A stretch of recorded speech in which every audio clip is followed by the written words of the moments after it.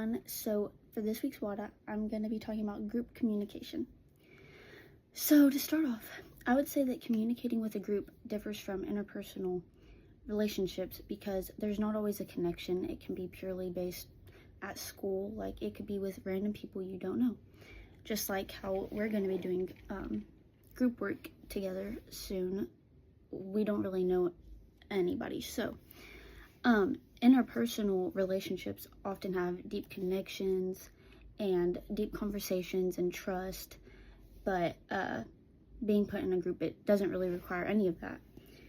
Speaking in a public speaking setting requires you to have a clear point and good communication with your audience. It doesn't require any connections to them. You don't have to know them. You don't have to know anything about them.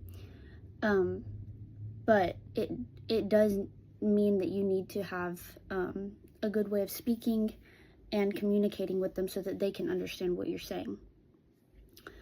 As I've gotten older, I haven't worked as much in groups as I would say in elementary school, because in elementary school, that's really the majority of the work they gave. It was just fun little activities in a group. But as I've gotten older, there's only been a few times, but I will say that I have had to focus and grow in the way that I talk to them, because I have never realized how much one little thing, even if you say it in a good way, sometimes not everybody understands. Like, you need to say it in a way that all of your people in your group are understanding what you're saying.